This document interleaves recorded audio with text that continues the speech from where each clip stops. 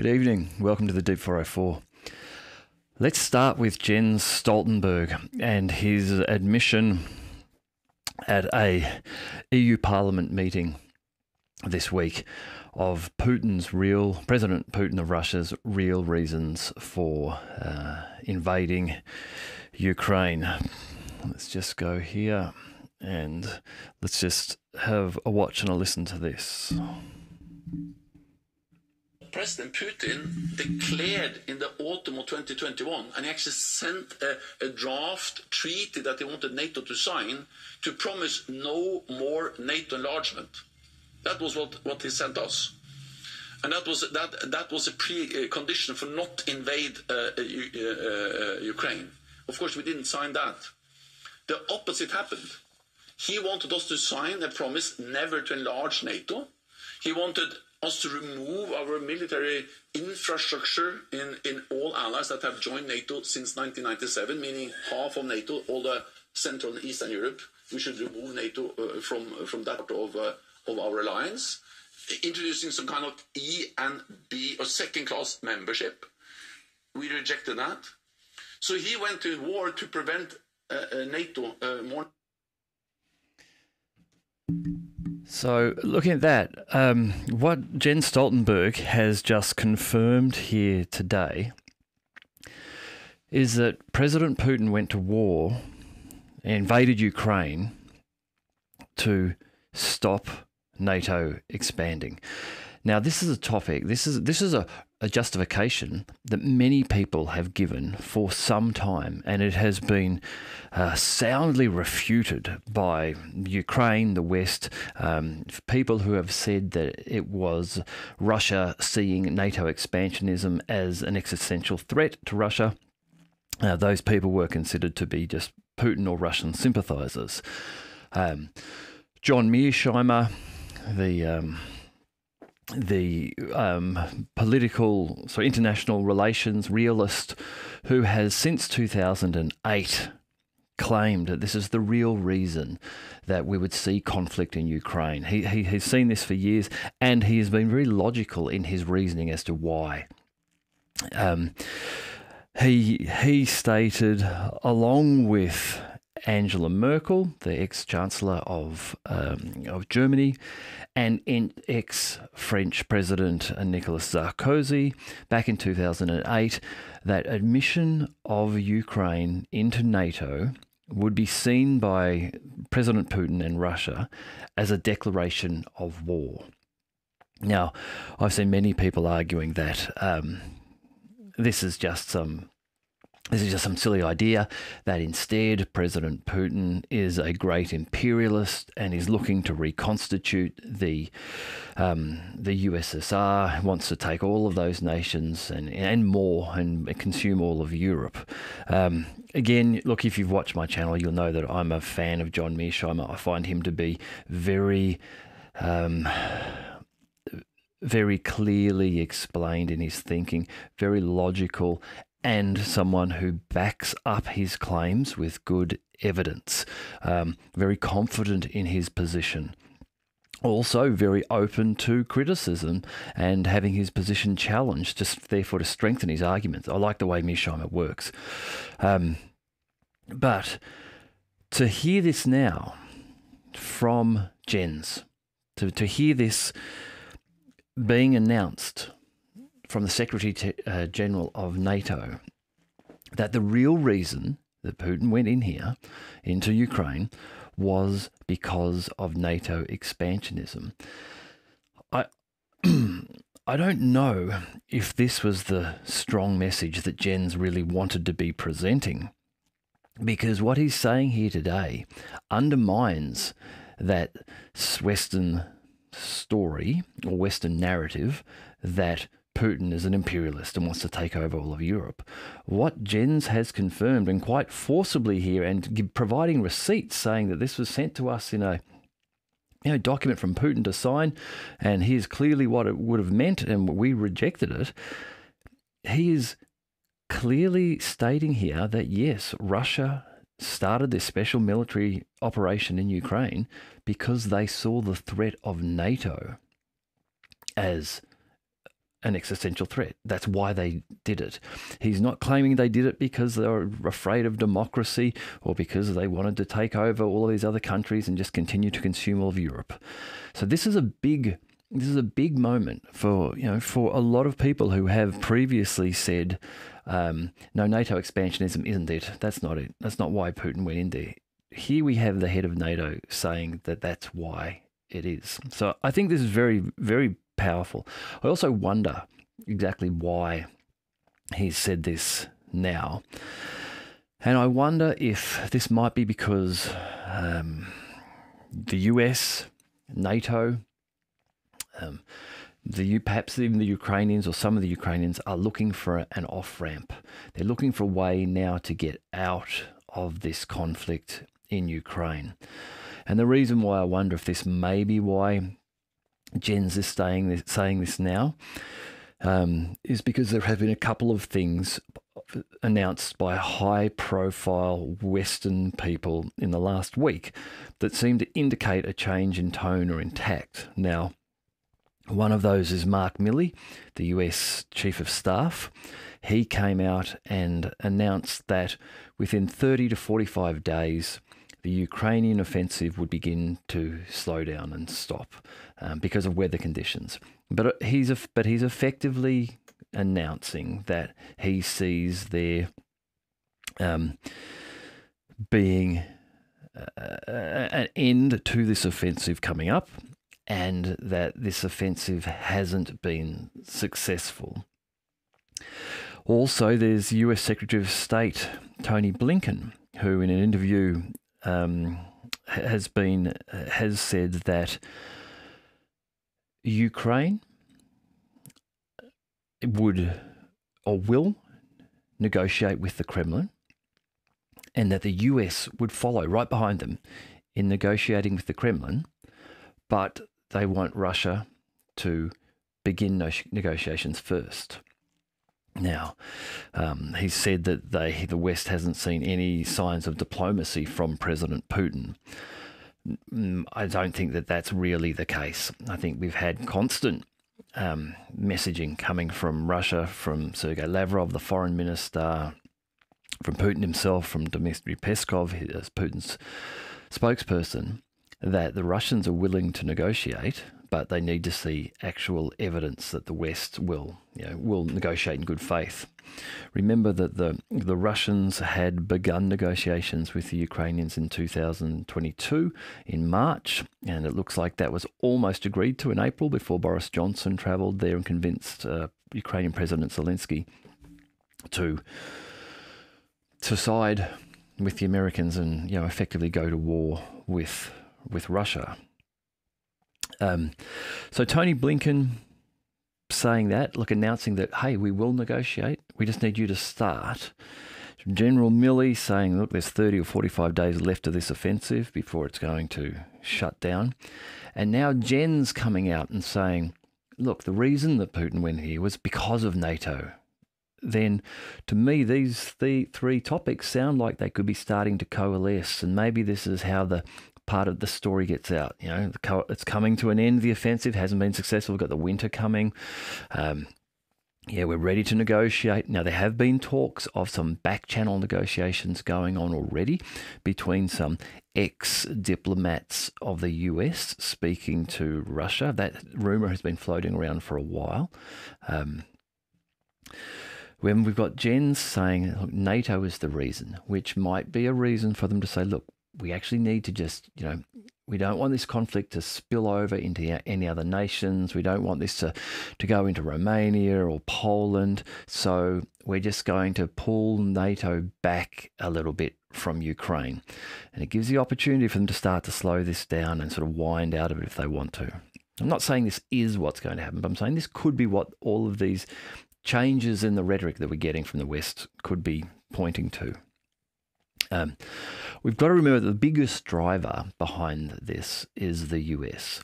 And, remember, that's why Trump wanted to get it out of NATO, because he felt like the US paid too much. It was paying for all the European nations in terms of contribution and military power involved in NATO. So it's the US that is really behind the scenes and making these decisions. And this is really a US proxy war against Russia in an attempt to try to weaken Russia. That hasn't gone according to plan. The sanctions haven't worked. The Russian economy is doing well.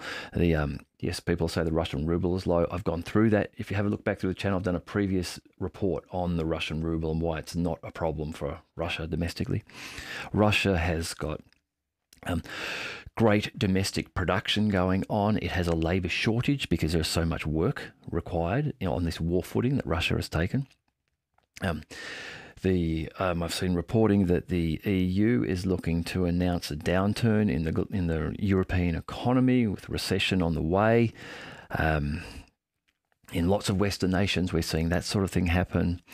The US is having inflation problems. The US has got a lot of trouble. Biden is on shaky ground. I'll get to Biden's stuff later on in this report before I get onto the daily military summary, but Biden's on shaky ground in terms of his mental capabilities of being able to retain the presidency.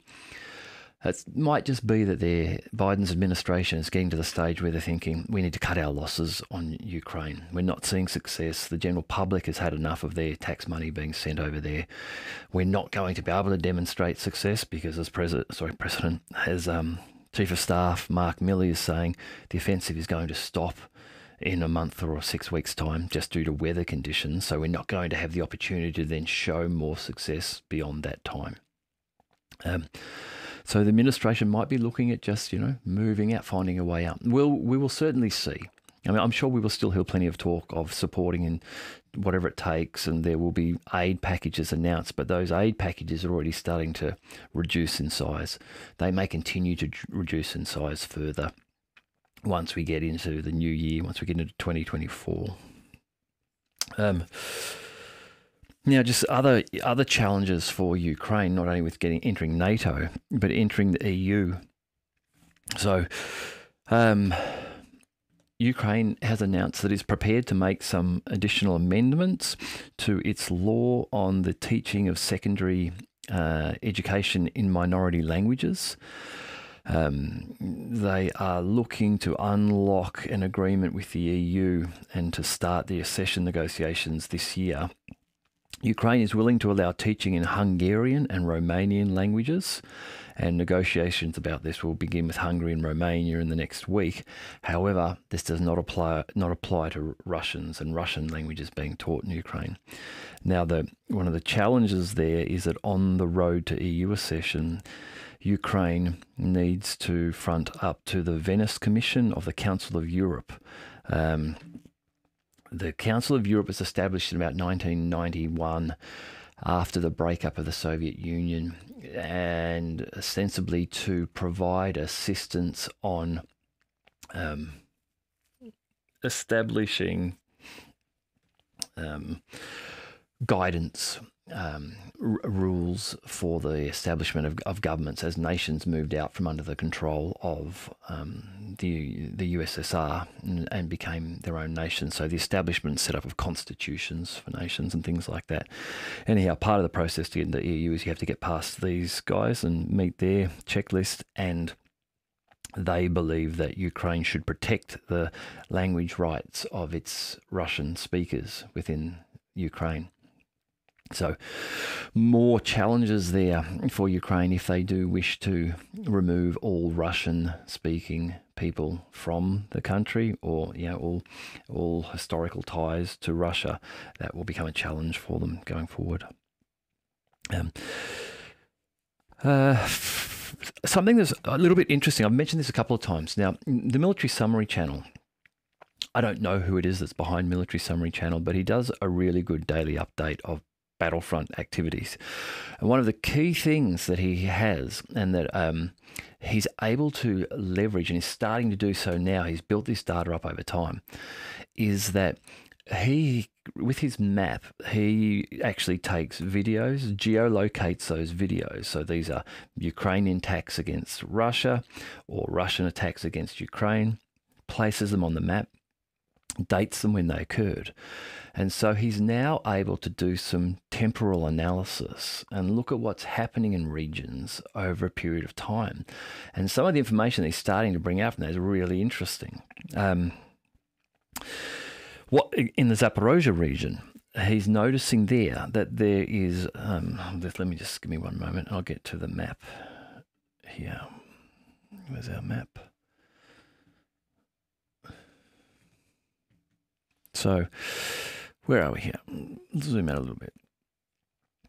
In the Zaparosa region, just over here, where things have been relatively quiet around this area just to the east of the Nova Hokhovka reservoir area. He's noting now an uptick above north of Kamyansky, Pyatikhatki. He's noting a bit of an uptick here in videos of Russian attacks just getting in behind the Ukrainian lines, which might be an indication that Russians are perhaps looking to move north towards Zaporozhye. There's even reports of some attacks by Lancets up about 30 kilometers behind the main lines. Lubimivka up around here, this area somewhere. So the Lancet has a range of about 40 kilometers. This video, if it's correct, it's showing that one of those Lancets is getting out near its full range up behind the Ukrainian lines. So this raises some questions of what is the Ukrainian air defense capability like in that area for it to travel that far? What is the Ukrainian electronic warfare capability like in that area? Is it diminishing, perhaps, if a Lancet can get that far? Also, the idea of the Russians building a force around here, coming up through Tokmak and up through Pyatikhatki, Mala Tokmacha, and heading up and perhaps skirting Zaporozhye, aligns with something that Web Union on YouTube mentioned. He had been analysing a Polish analyst who had suggested that what might happen if there is a Russian offensive is that the Russians might push up through Zaporozhye up towards Dnipro, probably bypassing both of these cities, not looking to take them, instead just bypassing around them. And then in Pavlograd here, meeting with forces pushing in from this northeastern area here, above Kupiansk, below, in here somewhere, pushing across and then meeting in Poltova,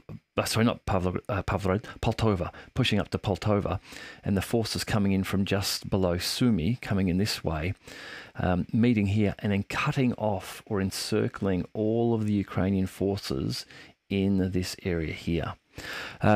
So again, I don't know if that is what is happening with what Military Summary Channel is seeing in this area, but he's getting some data that something is happening in that way. There's also some video of just around Robotny, the northern roads, access roads into Robotny.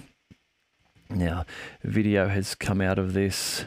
I am presuming that it is probably, let's get a little bit closer here for you to see.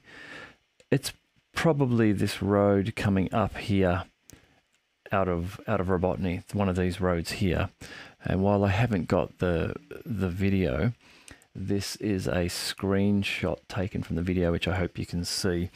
This shows the road running up through here, but there's at least a dozen pieces of destroyed armored Ukrainian equipment along this road. So what this is saying is that the Russians have full fire control over the supply road into Robotny. You just imagine what it must be like driving down that road, driving past all those pieces of armour that have been destroyed by artillery fire or Lancets. So, you know, you'd be taking your life into your hands on making that run to get in to resupply Robotny. But that fire control over there means that, you know, the Russians have a certain ability to throttle resupply through Robotny, if that is what the Ukrainians are looking at doing. Also, just again, using this temporal data that he's accumulated of the open sourced video of what's happening in these areas. So these are videos of Lancet strikes, of artillery strikes, and this sort of thing. In the area up here to the west of Bakhmut, around the area of Chasiv Yar. So this is Bakhmut city here, Chasiv Yar over here. Now we've got Kleshchevka just down here. In this area around here between Kleshchevka, Kromov and Chasiv Yar, again, he's seeing heavy Russian domination in this area. So he's seeing a lot of videos released, geolocated to this area, showing Russian strikes on Ukrainian pieces of equipment, Russian FPV drone strikes on servicemen in trenches and that sort of thing. And there's even some footage of strikes getting out here to Musk and this area here beyond Chasiv Yar. So again, some indications perhaps that the Russians are building force, building strength, and maybe capable now of starting to push north of Kleshchevka, where the Ukrainians have been battling for Kleshchevka, attacking it constantly for the last 6 weeks. Perhaps now looking to move west, the Russians, towards Chasiv Yar, or perhaps even looking to circle down and cut off supply to Kleshchevka, leaving the Ukrainians exposed or, you know, less able to attack in the Kleshchevka area. Now, while his data is showing that those successful, those areas where the Russians are dominating, if we go out to the Kupiansk area, interestingly, in this township of Pisky here, which is to the west of Kupiansk, sorry, the east, it's to the east of Kupiansk and getting very close to the Russian border. Pisky is on supply roads that feed in resources to the Kupiansk area. So I'll just change the map here. So Pisky over here, this is the Russian border running along this top area, and the Kupiansk front line along here. Again, his video reporting is showing that over in that area, there is an outnumbering of Ukrainian videos showing successful strikes on Russian equipment, on Russian TOS systems, the heavy flamethrower systems, on Russian radar and armor. And so why this is of importance is that the Russians have been doing very well along this 90-kilometer front from Kupiansk, Zinkovka, down here to Torsk, Liman area.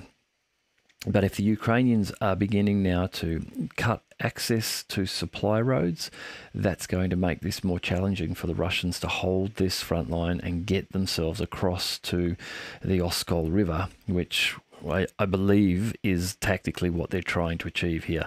If they can push this red line over to the Oskol, they can just roll down the Oskol and meet up with forces coming up from Kramatorsk and Liman, come up and meet them, and then effectively anything between the Oskol and this red line will just be consumed by the Russians as they push west and south along on the river.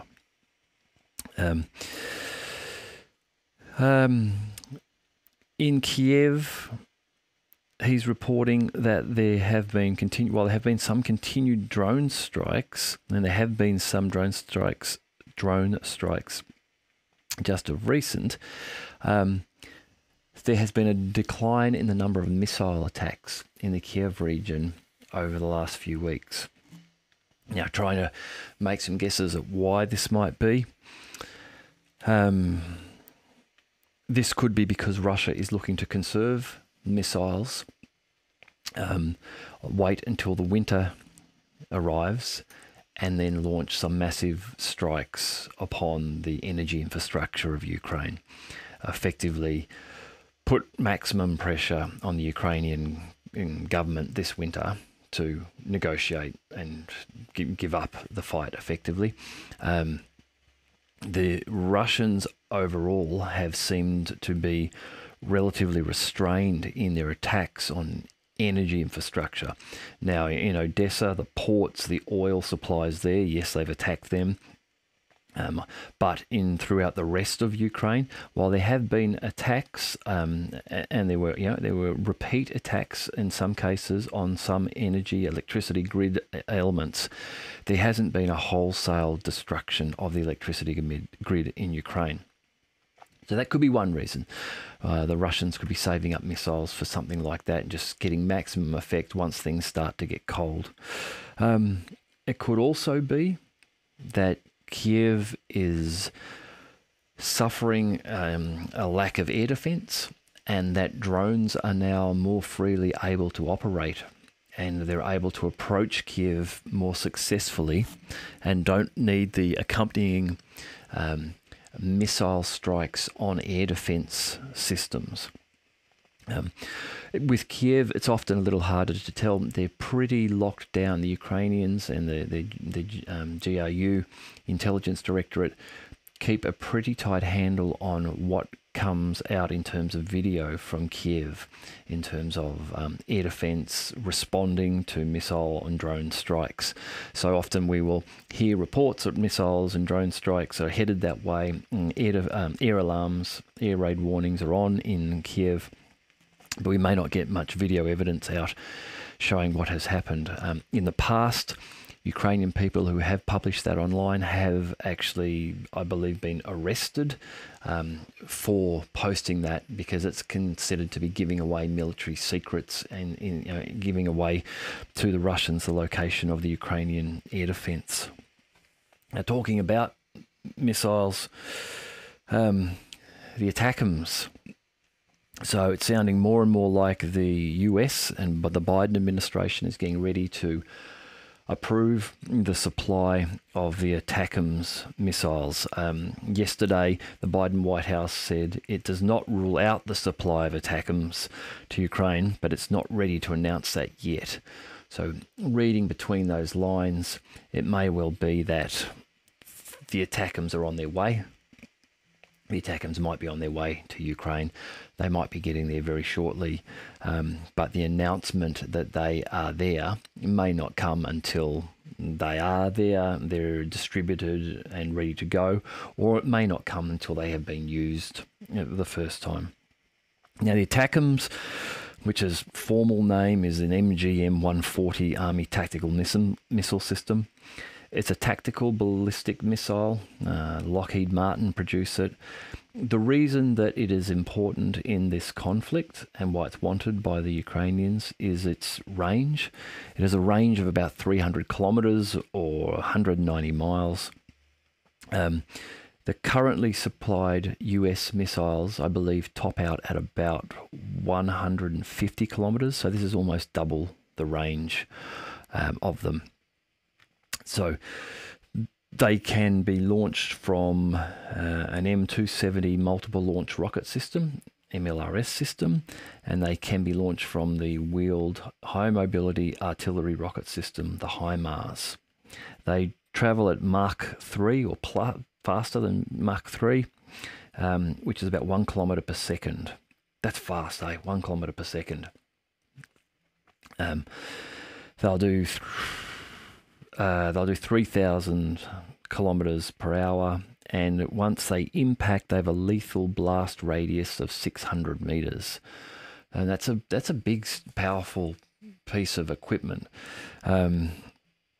Most likely, if these were to be used, the most logical target for them at this stage you would think would be the Kerch Bridge. The Kerch Strait down here and the Kerch Bridge, if the Ukrainians were able to fire a number of these ATACMS and really damage the Kerch Strait bridge, while it may not have an immediate military impact in terms of the shipment of military equipment across the bridge, it's quite likely that the bulk of that runs over. Quite like the bulk of that runs over from Rostov-on-Don and runs over the north of the Sea of Azov, and in that way. But what it does is causes a personnel and a political challenge for the Kremlin. If the Kerch Strait is cut off, then suddenly all of those people here in Crimea, those Russian-speaking people in Crimea, get very worried because their quick access route out of Crimea and back into Russia is gone if that bridge is blown. If that bridge is blown and severely damaged, then, and if it remains within range of ATACMS missiles, then the Ukrainians have got 50% of the equation of cutting off Crimea done. If they were then somehow be able to get down from Zaparosa, down from the Kharkovka, down from Urozhny, or down from Robotny to the Sea of Azov, they've then got the other 50% done. You know, again, getting down to the Sea of Azov is one part of it, but if you've left the door open here at the Kerch Strait, everyone can get out, the Russians can get in. You've just got to fight in this area around Kherson and Zaporozhye now. But if you can cut the Kerch Strait, and then you can cut here, you've effectively cut off the land bridge to Crimea, and you've now got that big bargaining chip that the Ukrainians have been looking for. Remember, there's something going on with the storm shadows, because we haven't had any reports of storm shadow attacks since the 7th of August. So that's over a month now.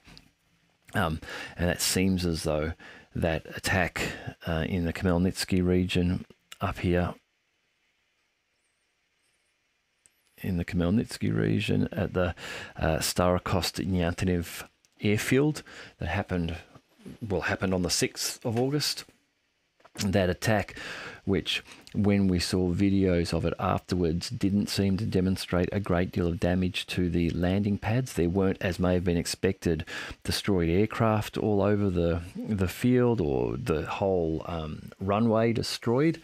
Instead, what appears to have happened is that the Russians had gained intelligence on where the Ukrainians were storing their stockpile of storm shadows, and that they may have instead launched it at that, whatever that was housed in, building bunker, and hit it by the sound of things.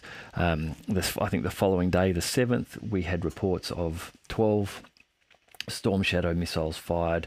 Those 12, that's right, I think, fired here at the Chongar Bridge and the Heneshek Bridge. I think 3 of them ended up hitting, and 1 perhaps failed to explode. The other 9 were shot down. There were talk of there being 6 Su-24s involved in that attack. Each Su-24 can hold 2 of these missiles, the Storm Shadows. The thinking is that those S-24s, well, we know there's been reporting that they are shuffled around air bases, both civilian and military, around Ukraine, perhaps even shuffled out into Romania or Poland from time to keep them safe, but that those Su-24s already had their Storm Shadows attached to them, and so they were effectively the remaining 12 that were able to be used. May or may not be the case, but we haven't seen any reports of the use of Storm Shadows since that attack on that airfield in the Khmelnytsky area. So, having said all of that, you know, the report that has come out from the Ukrainian head of the main intelligence directorate, Kirill Budanov, he has announced that the offensive will continue during winter. He said, even though the cold and wet will start soon and it will be harder to fight, he's saying that they will continue. Our counter-offensive is happening in several directions, Budanov said, acknowledging that progress has been slower than he had wanted and describing the situation as difficult. Apart from the huge concentration of Russian mines, he identified the large number of small Russian kamikaze drones as a key factor that had slowed Ukraine's progress so far. So this is something which we've said many times on this channel, is that the real game changer in this war has been the use of drones. And as he's saying here, the small kamikaze type. So these are the Lancets working with the Orlon to target armoured vehicles, but also the FPV kamikaze drones, which are being used to take out and just strike so much fear into servicemen on the ground in trenches, those infantrymen. He also mentions the Russian mines. Now, for those of you who are interested in the hardware that's being used in this conflict, I've done a video, just have a look on the channel just a couple of days ago on the tools of war, and I'm starting from the ground on up, working through the equipment that's being used in this conflict. So I've started with landmines. I talk about some of the mines there, how they're used, how they're deployed and all that. So go and check that out if you're interested in this. I've got about 3 more parts that I'll be releasing over the next couple of weeks, slowly moving our way up from the ground, mines to, mortars, artillery, that sort of thing, towed artillery, and then getting ourselves into air defense, and ultimately getting up into jets and bombers and fighters and all that sort of thing. So moving on from Budanov to Biden.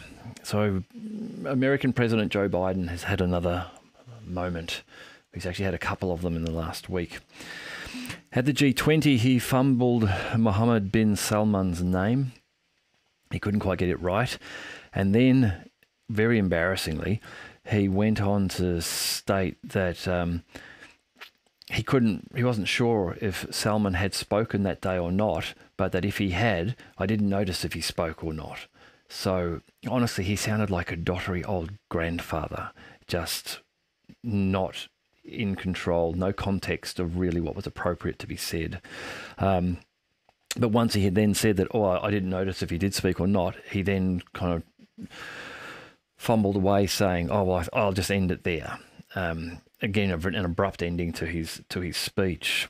While at the G20, he called Chinese President Xi Jinping Prime Minister.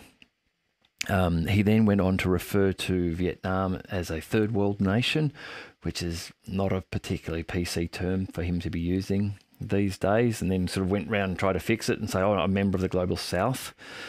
And then in another speech after that, he began rambling, lost what he was talking about, and had his speech cut off by his own aides. Now, I think this is the first time ever that an American president has had their speech called off. He was still speaking, bubbling on about something, and you just hear from the sidelines one of his aides go, "That's it, thank you, that's enough, thank you, no more questions, off we go." And he kind of understands, gets the picture and starts to walk off. Now, why am I mentioning this? Because this is important. I don't think it matters if you are a Democrat voter or supporter.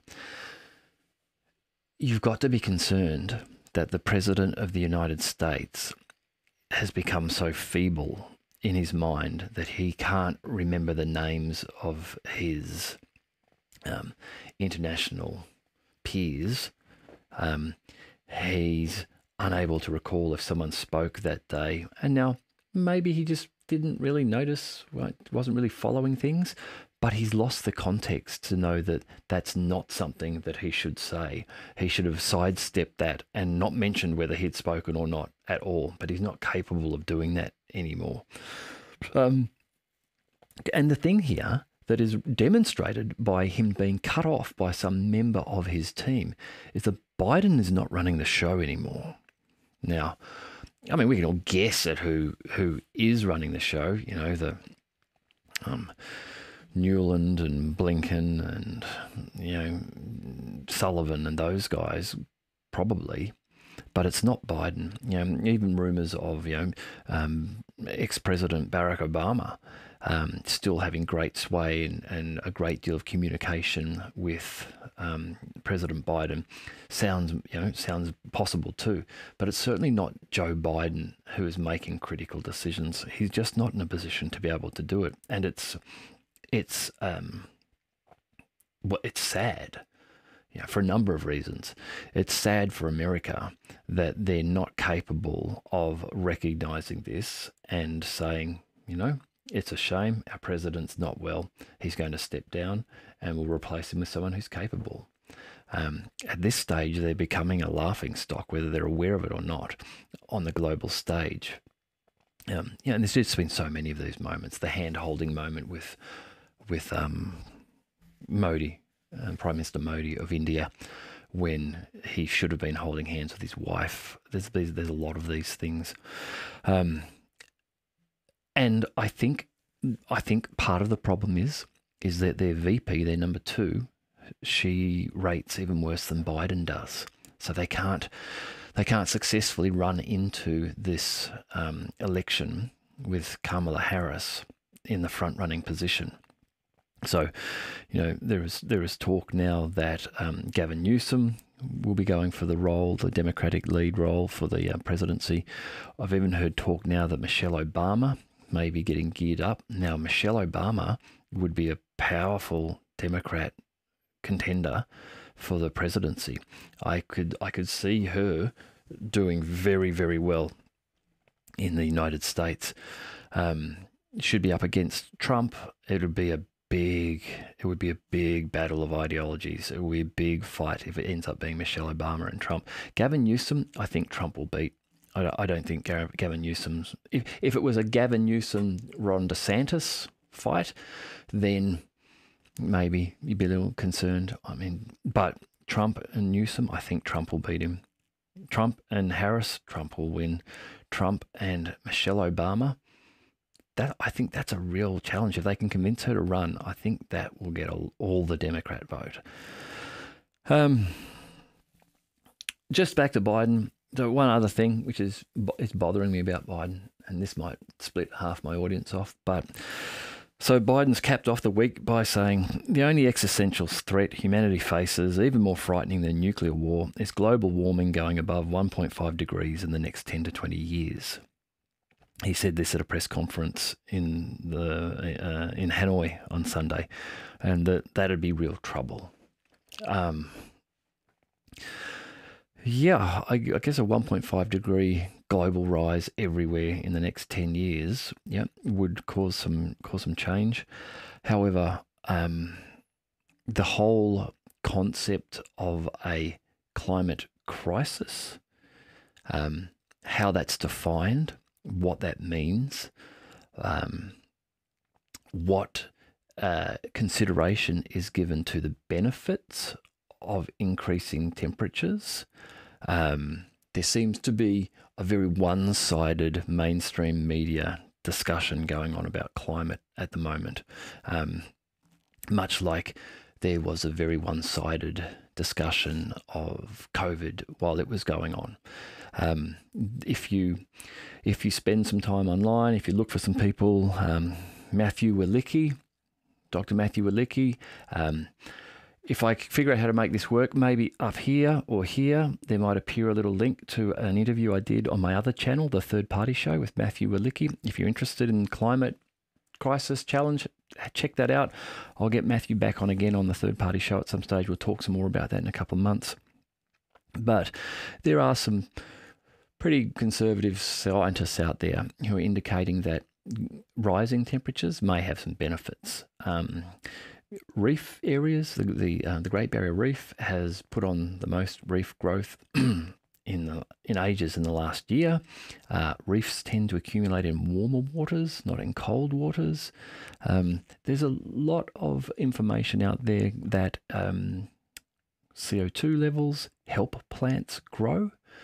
Increased CO2 levels can help plants move into semi-arid areas, as they don't need to open up the little holes in their leaves. They don't lose as much moisture because they can get CO2 into them for them to breathe. Increased plant growth due to increased CO2 means higher crop yields, and it means higher crop yields with less fertilizer. Now, fertilizer is a challenge for us globally. So, I agree.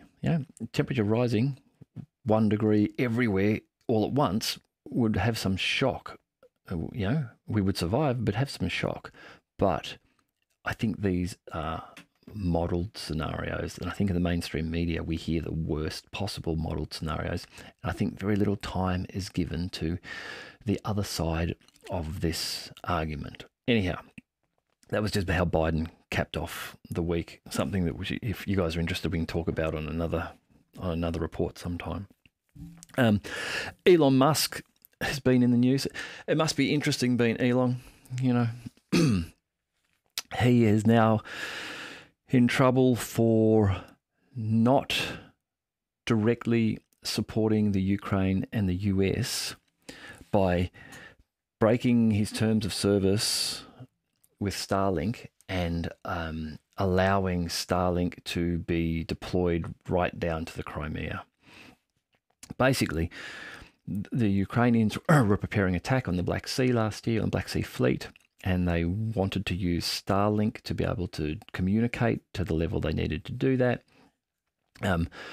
I think Musk just didn't activate Starlink in that area, so they couldn't use it. They're now blaming him.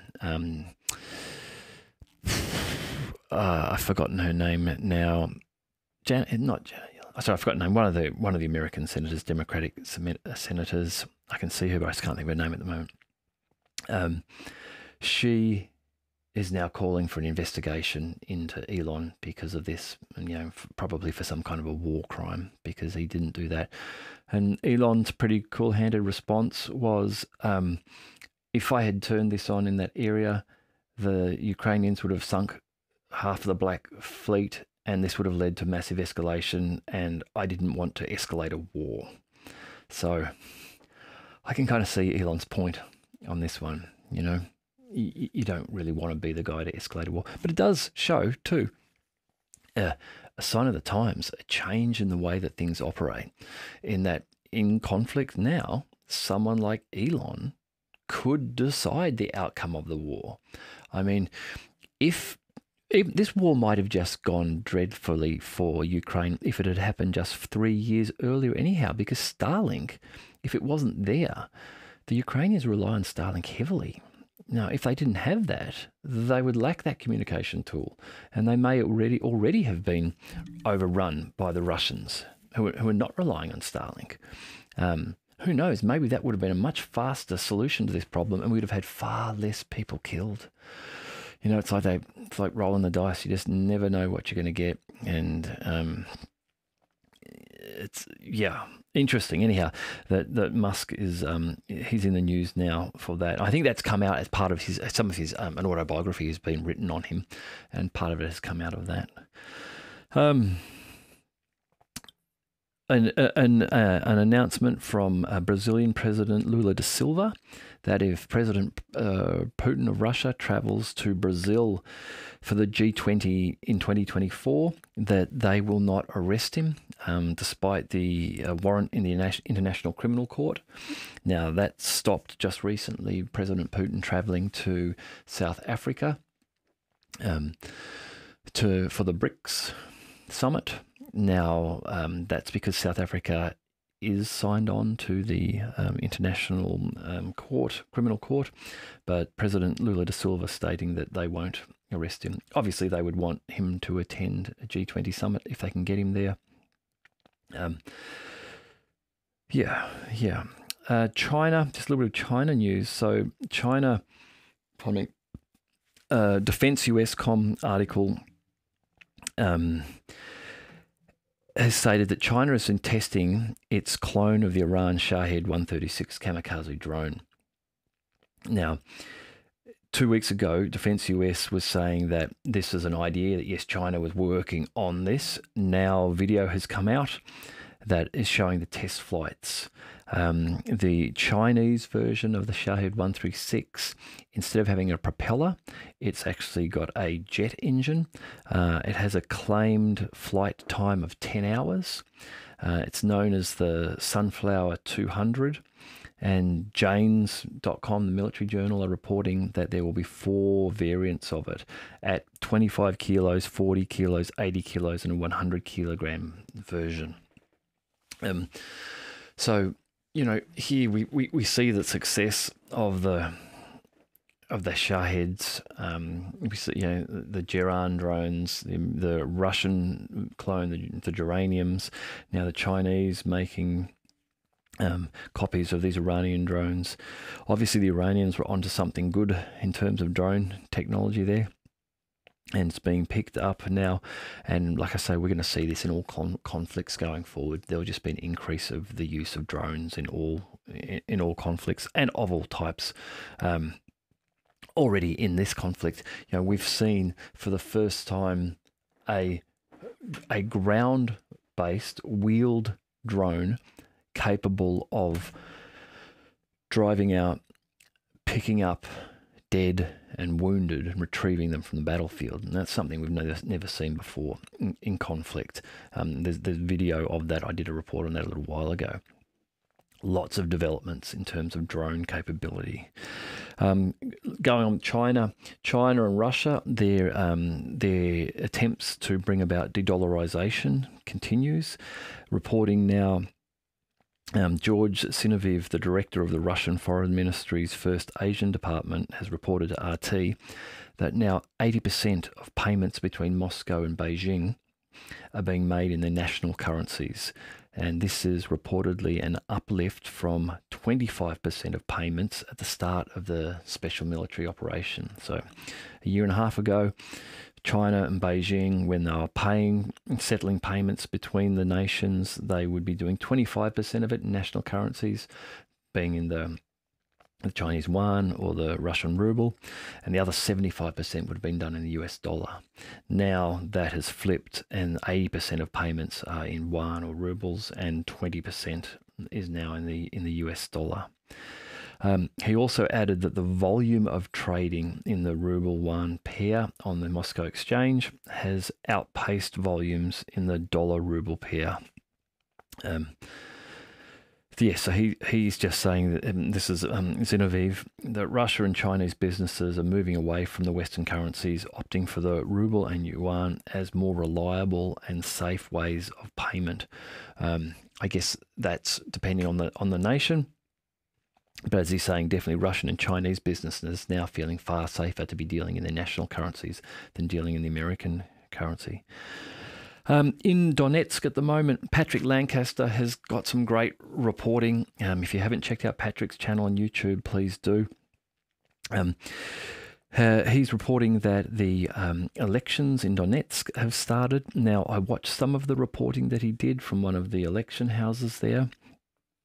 The West is calling these sham elections. Ukraine is calling them fake. From the footage that I saw, and I'm not on the ground, so I can't corroborate this, other than I've watched quite a bit of Patrick's footage in the past and found it to be very informative and reliable reporting in terms of his videoing what he's talking about. So you're seeing the things he's talking about. He's not just claiming stuff wildly with nothing to back it up. He's there on the front line in Donetsk filming things. The elections seem to be progressing very smoothly, orderly and quiet. There was one security guard standing at the door as he entered, and the security guard was not aggressive or looking over his shoulder or people's shoulders. He was just calmly standing there like it was a nice, calm day, and that the election was motoring along without people appearing to be being forced to vote one way or another. There was no sign of any sort of protesting outside or anything like that. Anyhow, so that was going on. There has subsequently been reporting that there was Ukrainian shelling of one election centre, and I saw a Telegram post by Patrick about that today, but I haven't gone in to see if there's footage of that or gone into detail on that yet. Now, we talked the other day about the call for extraditions from European nations by Ukraine to get their men back from countries when they left Ukraine. This is allegedly starting in Ireland. So there's an Extradition Act of 1965, which is amended from a 1957 European Convention on Extradition, and this is held between Ukraine and Ireland. A young man in some in some reporting I saw, reportedly holding a letter from the Department of Justice in Ireland, indicating that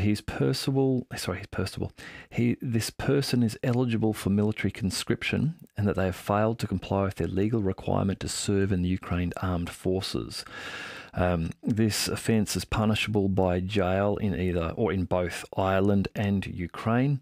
It went on to mention that it wasn't a political extradition and that it could be challenged in the High Court, and that the death penalty does not apply. So if he were to just ignore this and go to court and be charged in Ireland, then he would be imprisoned, but the death penalty would not be an option.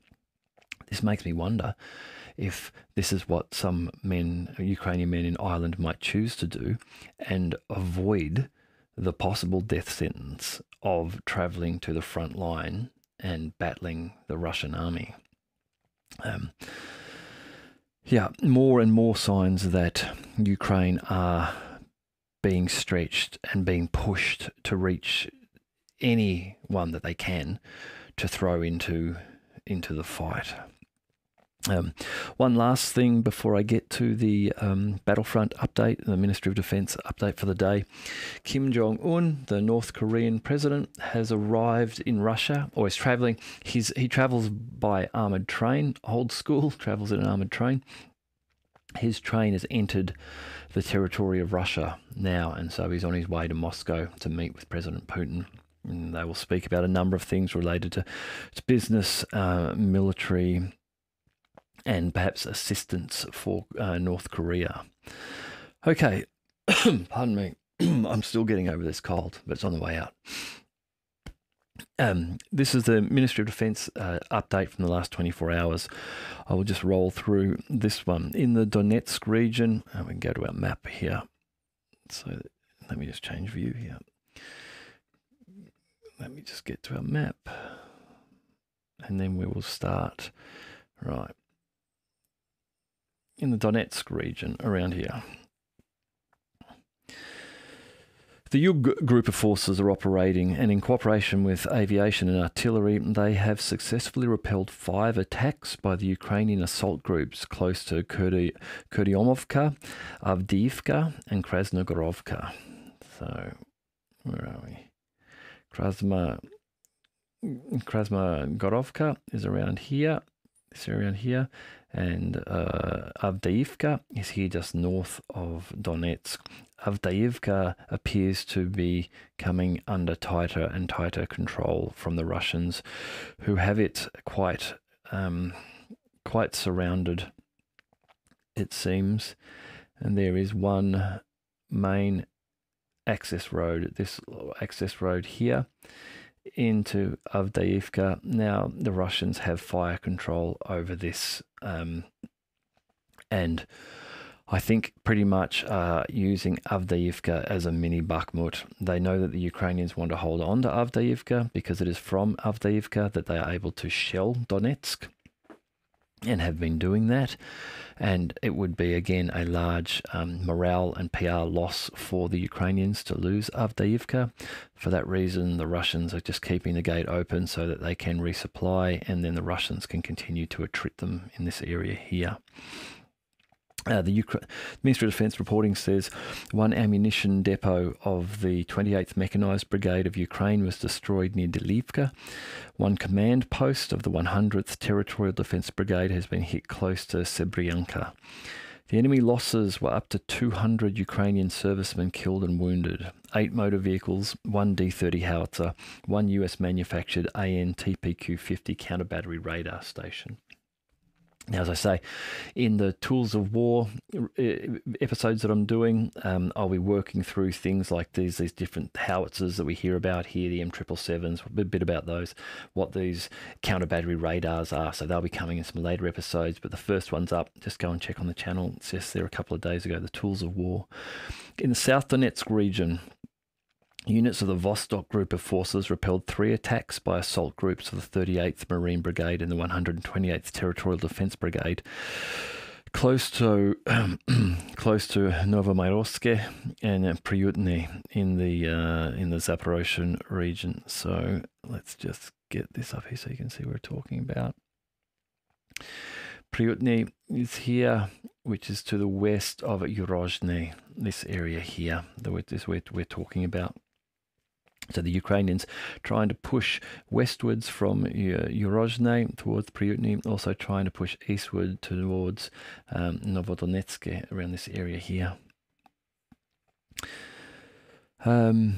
In addition, aviation and artillery have hit one column of armoured vehicles of the 72nd Mechanised Brigade near Vodyanoy.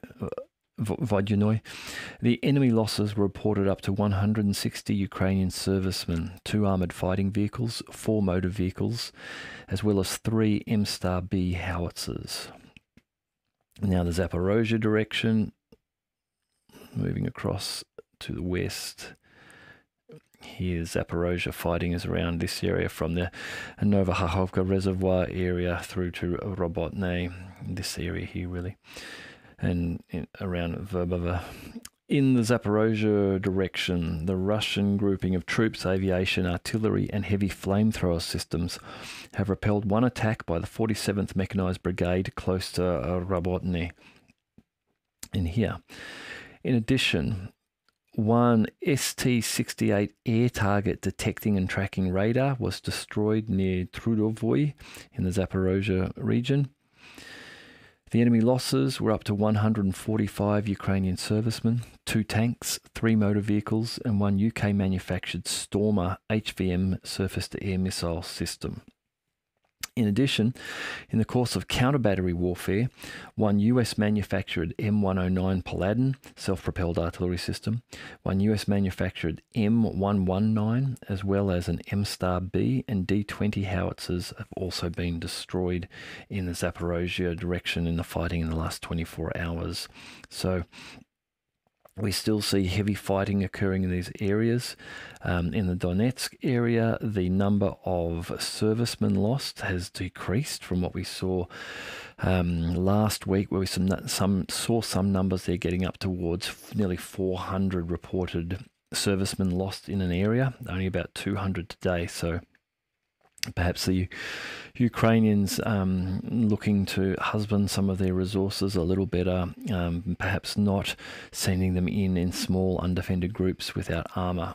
I'm not sure of the tactical change, but something is going on there. In the Krasny Liman area, so this is Liman here, as a result of coordinated actions by the Centre Group of Forces, Army Aviation, Artillery and Heavy Flamethrower Systems, 3 attacks by assault groups of the 63rd and 67th Mechanised Brigades of the Armed Forces of Ukraine have been repelled west of Chervonaya Dubrova in the Lugansk People's Republic. The enemy losses were up to 70 Ukrainian servicemen, 2 armoured fighting vehicles, 2 pickup trucks and 1 D-20 howitzer. Now, finally, in the north, up here, the northern area, Kupiansk just here. The attacks launched by aviation and artillery of the Zapad group of forces have resulted in the neutralization of Ukrainian manpower and hardware close to Stroyevka, Sinkovka, Kislovka, and Peshlenoy in the Kharkov region. So this is Sinkovka and Kislovka is around this area here. So this is heavy fighting around here to try to take control of this line and be able to then begin to actually attack Kupiansk if wanted to, or even if Kupiansk is left for a little while, to be able to just reach the Oskol River here and then start to roll down, and everything between this red line and this Oskol River would get picked off. The enemy losses were up to 80 soldiers, 2 motor vehicles, 1 D-30 howitzer, 1 ammunition depot of the 103rd Territorial Defence Brigade has been destroyed near Tabayevka. And then finally, in the Kherson region, whoops, a bit too far, here we go, in the Kherson region,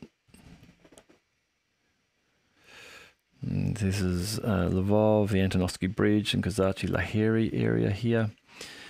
In the Kherson direction, the enemy losses were up to 20 Ukrainian servicemen, 3 motor vehicles, 2 D-30 howitzers, as well as 1 Bukovel air defence anti-drone electronic warfare system. In addition, 1 control centre for Ukrainian unmanned aerial vehicles has been destroyed near Berislav in the Kherson region. Now, we haven't had a great... Berislav is just here to the east of Lvov. It's just around this area here.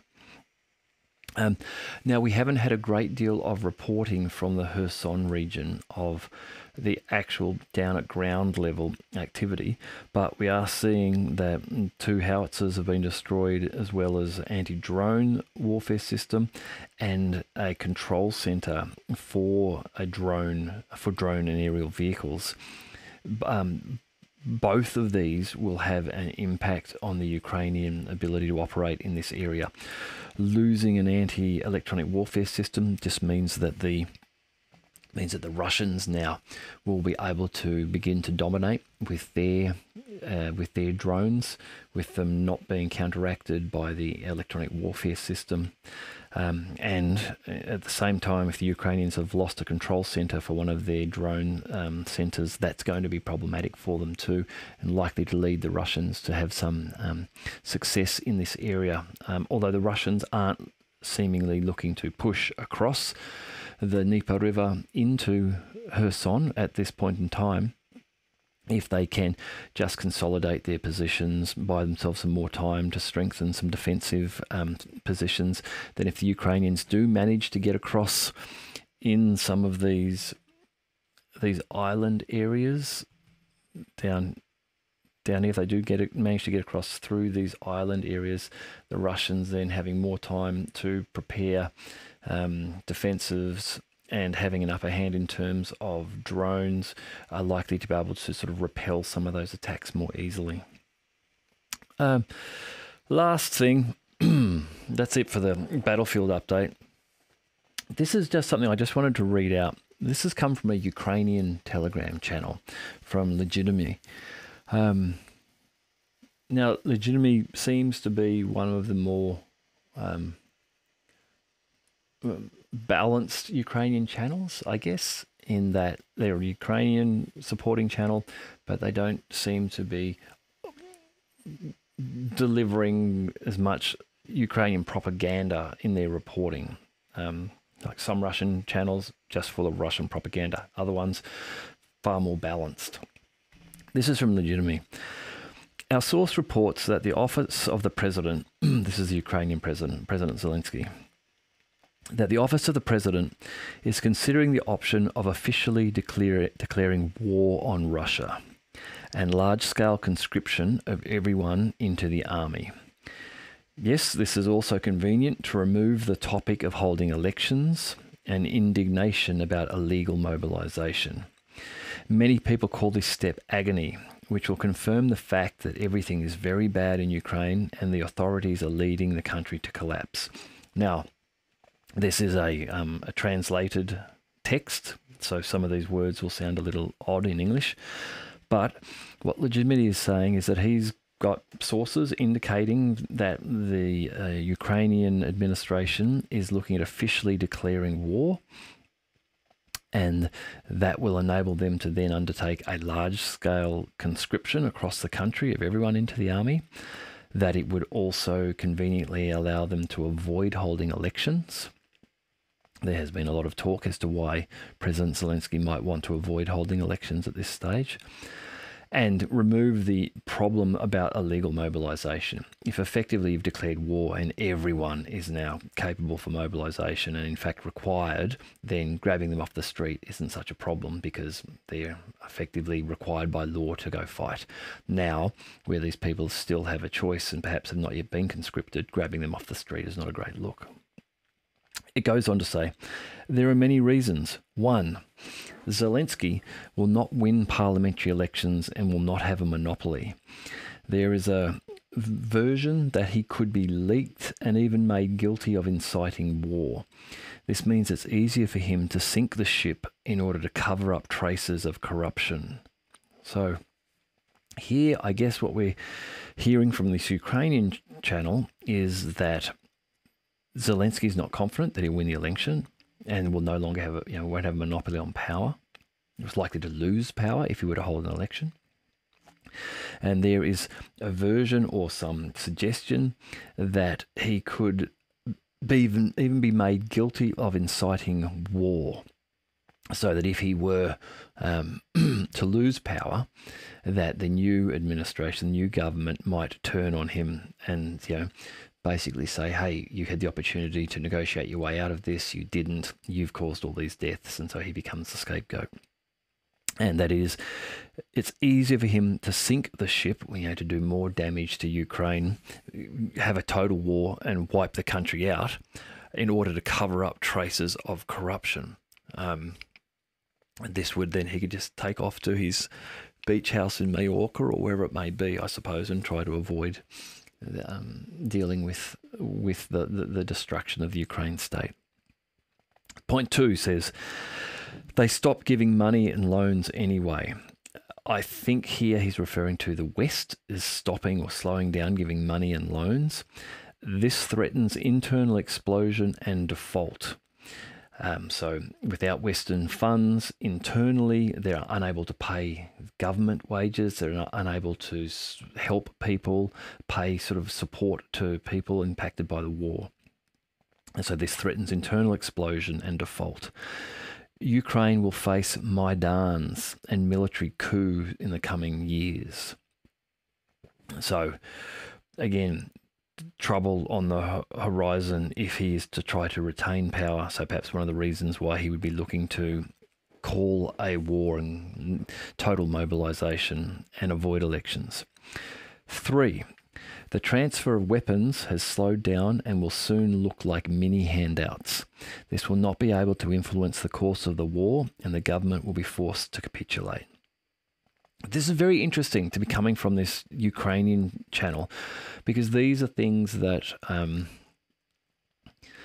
many of us looking at this and commentating on the war have been saying, that it looks like the weapons transfer is slowing down, and that they will not be able to influence the course of the war. For example, the talk of F-16s turning up, there's a lot of strong arguments that they won't be a game changer. They won't have a huge impact on the war for many reasons we've discussed previously.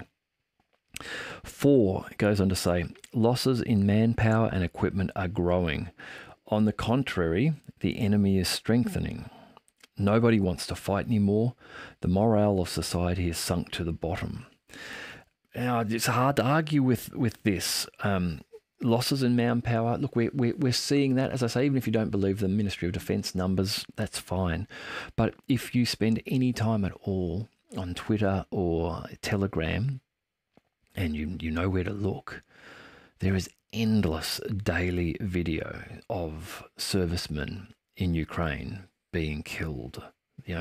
That's undeniable. There are heavy losses being suffered. And on the contrary, he says the enemy is strengthening. Now, again, I think that's true. We've heard of the stealth mobilization in Russia of 10,000 volunteers a week, 40,000 a month. Russia's economy is doing well domestically, internally. If you look at the strength of the ruble to the dollar in terms of purchasing power parity, like what a ruble will buy you in Russia versus what a dollar will buy you in the US. The purchasing power of the ruble is strong in Russia. As I mentioned before, the country's got a labour shortage because everyone's working around the clock on a war footing. So, I think that's right. Russia is growing stronger here. Russia is developing new markets, being forced into developing markets with the global south, with China, with India, South America. It's strengthening that. It's doing well in terms of its oil revenues. Nobody wants to fight anymore. Yeah, there's lots of reports of that. There's lots of desertions. There are lots of suicides. There are lots of surrenderings going on at the moment for the Ukrainian forces. There are lots of videos of them sending videos to the commanders, basically telling them they can shove their war up there, you know where, because they're just not going out to be slaughtered. And the morale of society has sunk to the bottom. And true, I would imagine that is slowly creeping westward in Ukraine. Out Kiev, out west in Lvov, you're a long way from the fighting. Things are probably okay. You can get across to Poland pretty quickly and easily for the weekend if you wanted to. But as you're going into winter, and if this reason why the Russians seem to be decreasing the use of missiles because they may be conserving them for some strikes against energy infrastructure in the winter, then yeah, the morale of society I think will sink too. He finishes off with, we're observing, but it looks very much like Zermak. So here he's concatenating Zelensky and Yermak, Andriy Yermak, who is an ex-Ukrainian film producer, lawyer, and head of the office of the President of Ukraine. He's effectively Zelensky's right-hand man, is how he's referred to. He has held regular meetings with US National Security Advisor Jake Sullivan, so he's well connected. But he's saying here, it looks like Zermak, Zelensky, and Yermak themselves are implementing the Yugoslavia scenario for Ukraine. They do this under the instructions of their patrons, who benefit from dismembering Ukraine, giving the destroyed regions to the Russians, and taking everything safe and sound for themselves. So it's a very depressing piece, I find, particularly because this is not coming from a Russian channel saying this is what's happening in Ukraine. This is coming from a Ukrainian channel on Telegram. And it sounds as though it's just, revealing, some of the truths that they're starting to feel in Ukraine. I feel for the Ukrainian people, really. It's just, imagine any country in a war that it's losing all of its young men, losing all of its middle-aged men, and now some of its men, older men. It's having lost 11 or 12 million people who have fled the country to try and find another life somewhere else. It's terrible what's happening to the state of Ukraine. And I feel like they've been forced into this fight by the hand of the West. Anyhow, that's it for tonight. If you've made it this far tonight, thank you for watching. I hope you're enjoying the channel. If you do get a chance and you're interested in some of the equipment that's being used in this war, check out the Tools of War video just from a few days ago. It's on the channel there. Let me know what you think of the first one. I'll keep doing a few more episodes and move through some other equipment. Other than that, I look forward to talking to you again soon.